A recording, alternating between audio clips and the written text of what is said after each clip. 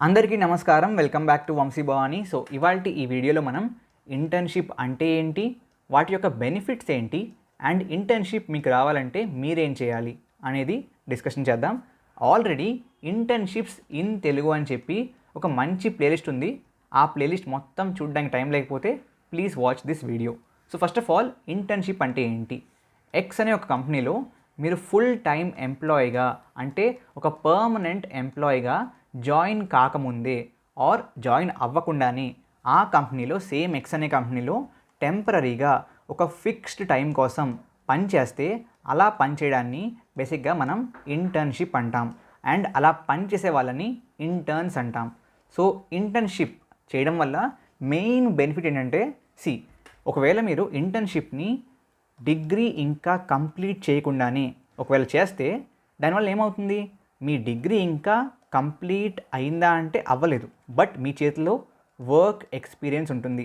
Because ఈ X అనే company కూడా it is a real time corporate. అంటే బేసిక్గా ఇది ఆల్రెడీ ఒక MNC, it's already a company wear employees work. దాంట్లో మీరు టెంపరీగా ఇంటర్న్గా వర్క్ చేశారు. సో ఒక కంపెనీలో పని ఎలా ఉంటుంది, ఎలా వర్క్ చేయాలి, ఆ ఎథిక్స్ మీకు ఆల్రెడీ తెలుసు. దానివల్ల that will be considered as work experience. So దీనివల్ల ఏమవుతుంది, ఫ్యూచర్లో మీరు డిగ్రీ కంప్లీట్ చేశాక అప్పుడు ఎప్పుడైతే మీరు హైరింగ్ కోసం వెళ్తారో ఆర్ బేసిక్గా జాబ్స్ కోసం సెర్చ్ చేస్తారో ఆ హైరింగ్ చేసే కంపెనీ మిమ్మల్ని తీసుకోవడానికి మక్కువ చూపుతుంది. Because you already have some experience in hand. And let me tell you, ఒకవేళ మీరు లెట్సే 10 ప్రాజెక్టులు క్రియేట్ చేశారు అండ్ ఆ 10 ప్రాజెక్టులు క్రియేట్ చేసి మీ రెజ్యూమ్లో రాసుకున్నారు. ఓకే, ఈ 10 ప్రాజెక్టులకి ఎంత వాల్యూ ఉంటుందో అంతే ఒక సింగిల్ ఇంటర్న్షిప్ ఉంటుంది. బికాస్ ఈ 10 ప్రాజెక్టులు మీకు నచ్చినట్లుగా మీకు అలవాటైన కైండ్ ఆఫ్ సినారియోలో మీకు నచ్చిన విధంగా మీరు కంప్లీట్ చేశారు. బట్ ఇక్కడ సింగిల్ ఇంటర్న్షిప్లో మీరు చేసే సింగిల్ ప్రాజెక్ట్ అనేది it is in the corporate environment and మీకు fixed kind of need or fixed kind of requirement ఇస్తే ఆ రిక్వైర్మెంట్ని ఫుల్ఫిల్ చేసి మీరు ఈ ఇంటర్న్షిప్ని కంప్లీట్ చేశారు. కాబట్టి దీనికి ఎక్కువ value. Got it? This is all about internship and it's benefits. Now internships రావాలంటే ఏం చేయాలి? బిఫోర్ మూవింగ్ ఫార్వర్డ్, మీరు ఆన్లైన్లో కోర్సెస్ పర్చేస్ చేసినప్పుడు what is the most important thing? చాలా ఫ్యాక్టర్స్ ఉంటాయి, బట్ దాంట్లో most important one is ROI, return on investment. అంటే మీరు స్పెండ్ చేసిన దాని మీద మీకు ఎంత బెనిఫిట్ వచ్చింది. సో దట్స్ రియల్లీ ఇంపార్టెంట్ కదా. మీకు ఆన్లైన్లో రకరకాల ప్రైజెస్కి రకరకాల కోర్సులు ఉంటాయి, but రీలెవెల్ is the first platform providing you result driven courses. అవును, కొత్తగా రీలెవెల్ ప్లేస్మెంట్ ప్రొటెక్షన్ ప్లాన్ అనేది లాంచ్ చేసింది. దీని ద్వారా రీలెవెల్ మీ కోర్స్ కంప్లీట్ అయ్యాక మీకు జాబ్ వచ్చేందుకు కంప్లీట్గా ప్రయత్నిస్తుంది. అండ్ ఒకవేళ మీరు కోర్స్ కంప్లీట్ అయిన 90 days లోపు ప్లేస్ అవ్వకపోతే you may be eligible for full placement fee refund. అంటే 50% ఆఫ్ ద కోర్స్ ఫీ అనమాట. మీరు చేయవలసిందల్లా కోర్స్ని సీరియస్గా చదవడం, టైంకి అసైన్మెంట్స్ని సబ్మిట్ చేయడం అండ్ కోర్స్ కంప్లీట్ అయ్యాక రీలెవెల్లో టెస్ట్ ఇవ్వడం. అండ్ ఆ పాటికే మీరు ఆల్రెడీ దానికి కావాల్సిన స్కిల్ నేర్చుకుని ఉంటారు. సో ఇప్పుడే వెళ్ళండి, చెక్అవుట్ చేయండి అండ్ మీరు అప్లై చేసిన వెంటనే రీలెవెల్ అడ్మిషన్ ఇన్ఛార్జ్ మీకు మరింత బెనిఫిట్స్ని ఎక్స్ప్లెయిన్ చేస్తారు. రీలెవెల్లో ఉన్న 10 డిఫరెంట్ కోర్సెస్లో ఆల్రెడీ 9,000కి పైగా క్యాండిడేట్స్ ఎన్రోల్ అయ్యారు అండ్ 800కి పైగా కంపెనీస్లో జాబ్స్ పొందారు. రీలెవెల్ కోర్స్లో హైలైట్ ఏంటంటే బేసిక్గా వీళ్ళ యొక్క 14 days సాటిస్ఫాక్షన్ గ్యారంటీ. అంటే మీరు కోర్స్ తీసుకున్నాక 14 days లోపు మీకు నచ్చకపోతే బేసిక్గా you can opt out from the course and మీకు కంప్లీట్గా రిఫండ్ ఇస్తారు, no questions asked. What are you waiting for? Go check Relevel now, link in the description.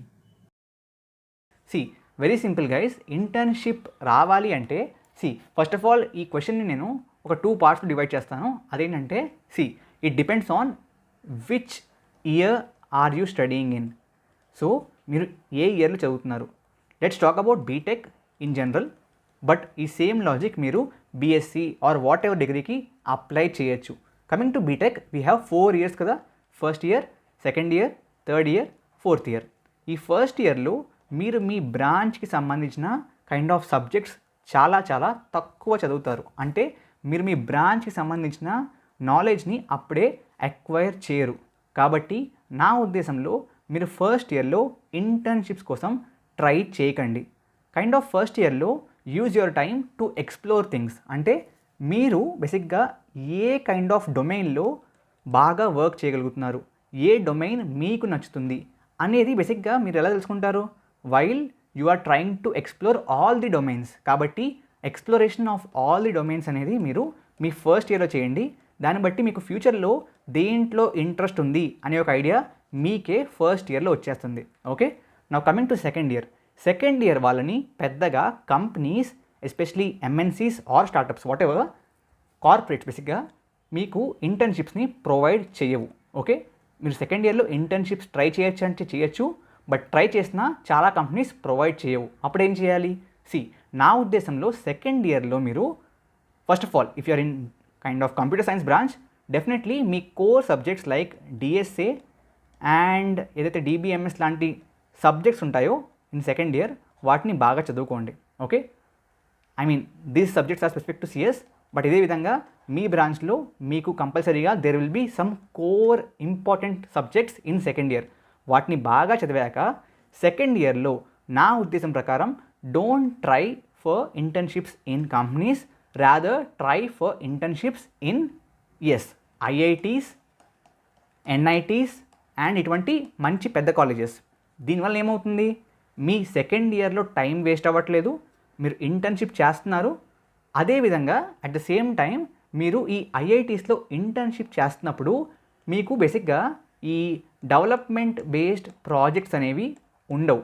Okay, అంటే మీకు web development, android development, full stack development ఇటువంటివేమీ projects ఉండవు. మీకు IITs, ఎన్ఐటీస్లో projects will be based on research. Okay, so దానివల్ల మీకు ఎంతో కొంత రీసెర్చ్ డొమైన్స్ మీద స్కోప్ వస్తుంది. ఎగ్జాంపుల్స్ ఏంటన్నా అంటే again specific to computer science, research domains can be machine learning, deep learning, cryptography. ఈ విధంగా again coming to network security. ఇవన్నీ ఏంటంటే they are domains which involves research. And మనకి బేసిక్గా IITs, ఎన్ఐటీస్లో there will be funded projects, మంచి projects. Okay, but they will not be development, they will be research based. కాబట్టి మీకు వీటి మీద కూడా ఒక మంచి కైండ్ ఆఫ్ గ్రిప్ వస్తుంది అండ్ ఐడియా వస్తుంది. అండ్ ఈ ఎన్ఐటీస్ అండ్ బేసిక్గా ఐఐటీస్ ఇటువంటి కాలేజెస్లో ఇంటర్న్షిప్స్కి ఎలా ట్రై చేయాలి? ఫస్ట్ ఆప్షన్ ఈజ్ బేసిక్గా ఆ ఐఐటీసో, ఎన్ఐటీసో ఆ కాలేజెసే మీకు స్పెసిఫిక్గా మీ సమ్మర్ వెకేషన్ టైంలో ఆర్ వింటర్ వెకేషన్ టైంలో మీ సెమిస్టర్ గ్యాప్లో ముందుగానే వాళ్ళు నోటిఫికేషన్స్ రిలీజ్ చేస్తారు. ఆ నోటిఫికేషన్స్ చూసి సర్చ్ చేసి అప్లై చేయొచ్చు. బట్ దీంట్లో మీకు ఇంటర్న్షిప్ సెలెక్షన్కి ఛాన్స్ బాగా తక్కువ. సెకండ్ ఆప్షన్ ఏంటంటే లింక్డ్ఇన్లోకి వెళ్ళండి. ఓకే, లింక్డ్ఇన్లో బేసిక్గా ఐఐటీస్, ఎన్ఐటీస్లో పనిచేసే ప్రొఫెసర్స్ని వెతకండి. ఓకే, ఈ ప్రొఫెసర్స్ని తర్వాత లెట్సే నేను ఎగ్జాంపుల్ ఇస్తాను. లింక్డ్ఇన్కి వెళ్ళారు అండ్ లింక్డ్ఇన్లో ఫర్ ఎగ్జాంపుల్ ఓకే ఐఐటి హైదరాబాద్లో ఫర్ ఎగ్జాంపుల్ ప్రొఫెసర్ ఏ అనే ప్రొఫెసర్ని చూశారు. ఆ తర్వాత ఏం చేస్తారు? ఆ తర్వాత ఐఐటి హైదరాబాద్ వాళ్ళ యొక్క వెబ్సైట్ ఉంటుంది కదా, ఆ వెబ్సైట్లోకి వెళ్ళండి. ఓకే, ఆ వెబ్సైట్లో మీకు ప్రొఫెసర్స్ గురించి, ఫ్యాకల్టీ గురించి ఒక పేజ్ ఉంటుంది. దాంట్లో ఈ ప్రొఫెసర్ ఏ యొక్క బేసిక్గా ఫీల్డ్ ఆఫ్ రీసెర్చ్ ఏంటి? ప్రతి ఐఐటీస్, ఎన్ఐటీస్ ఇటువంటి పెద్ద కాలేజెస్లో ప్రతి ప్రొఫెసర్ కూడా they will have their own field of interest or field of research. So ఈ ప్రొఫెసర్ ఏకి field of interest or field of research ఏంటి అనేది సెర్చ్ చేయండి. Let's say the field of interest for professor A is machine learning. Okay, so మీరు ఏం చేస్తారంటే ఈ professor యొక్క ఈమెయిల్ కూడా సేమ్ ఇదే వెబ్సైట్లో ఉంటుంది. ఆ ఈమెయిల్ తీసుకుని సార్ నాకు కూడా లైక్ ఎంఎల్లో ఇంట్రెస్ట్ ఉంది, okay I want to learn ML and at the same time work under your guidance అని చెప్పి మెయిల్ చేయండి. Okay, I am looking for an internship so and so పీరియడ్లో ఆ విధంగా ఒక ఈమెయిల్ డ్రాఫ్ట్ చేసి ఆయనకు పంపించండి. ఓకే, మీరు ఒకేసారి ఒక 10-20 ప్రొఫెసర్స్తో ఒకేసారి ఈ విధంగా మెయిల్ చేయండి. అట్లీస్ట్ ఒకటైనా మీకు రివర్ట్ బ్యాక్ అవుతారు. ఓకే, సో మీరు ఒకరికే ట్రై చేస్తే ఆ ఒకళ్ళు రివర్ట్ బ్యాక్ అయ్యే ఛాన్స్ చాలా తక్కువ. సో ఒకేసారి 10-20 మంది ట్రై చేయండి అండ్ దాంట్లో రివర్ట్ అయిన వాళ్ళతో బేసిక్గా ఫాలో అప్ అవ్వండి. ఫాలో అప్ అయ్యి బేసిక్గా ఈ విధంగా మీరు బేసిక్గా ఛాన్సెస్ ఎక్కువ ఉంటాయి అనమాట. So directly going towards the professor and finding an internship in IITs is a easier approach. Okay, so ఈ 2 వేస్ని ట్రై చేయొచ్చు మీరు. Coming to third year, again third ఇయర్లో ఇంటర్న్షిప్స్ని నేను 2 టైప్స్గా డివైడ్ చేస్తాను. అవేంటంటే ఫస్ట్ది, సో థర్డ్ ఇయర్కి వచ్చాం, ఫస్ట్ది ఇంటర్న్షిప్స్ ఇన్ ఎంఎన్సీస్. ఓకే, సెకండ్ది ఇంటర్న్షిప్స్ ఇన్ స్టార్టప్స్. సో మీరు దేంట్లో చేద్దాం అనుకుంటున్నారు అనేది ముందుగానే ఫిక్స్ అయిపోవాలి. ఎప్పుడు? సెకండ్ ఇయర్లో. ఓకే, ఎందుకంటున్నానంటే స్టార్టప్ ఫర్ ఎగ్జాంపుల్ మీరు టార్గెట్ చేస్తే దీంట్లో మీకు స్కిల్స్ కావాల్సింది ఏంటంటే ఆ స్టార్టప్లో వాళ్ళు వర్క్ చేసే టెక్ స్టాక్, అంటే వాళ్ళు ఏ డొమైన్ వర్క్ చేస్తున్నారు. Okay, tech domain or tech stack అంటాం. అంటే ఏంటి? Let's say I'm talking about let's say ABC అనే కంపెనీ, ఏబీసీ అనే స్టార్టప్. ఈ ఏబీసీ అనే స్టార్టప్లో they are creating mobile app.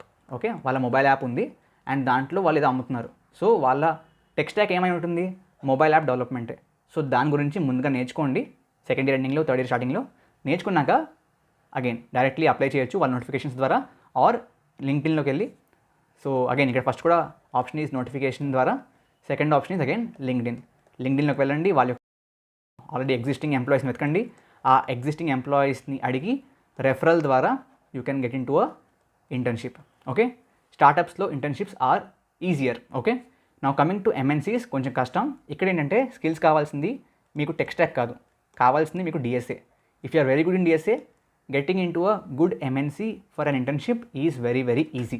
Now third ఇయర్లో ఇంటర్న్షిప్ వల్ల మెయిన్ అడ్వాంటేజ్ ఏంటంటే మోస్ట్లీ మీరు బాగా పనిచేస్తే థర్డ్ ఇయర్లో మీ ఇంటర్న్షిప్ కంప్లీట్ అయ్యే టైంకి వాళ్ళు మీకు పీపీఓ ప్రొవైడ్ చేస్తారు. పీపీఓ అంటే ఏంటి? Pre placement offer. అంటే మీకు జాబ్ రాకముందే, మీకు డిగ్రీ కంప్లీట్ అవ్వకముందే వాళ్ళు మీకు జాబ్ ఆఫర్ ప్రొవైడ్ చేస్తారు. కమింగ్ టు ఫోర్త్ ఇయర్లో ఇంటర్న్షిప్ చేయాలా అంటే ఫోర్త్ ఇయర్లో ఇంటర్న్షిప్ ఆప్షనల్, మీ ఇష్టం. ఆల్రెడీ జాబ్ రాకపోతే చేయొచ్చు, ఆల్రెడీ జాబ్ వస్తే చేయక్కర్లేదు.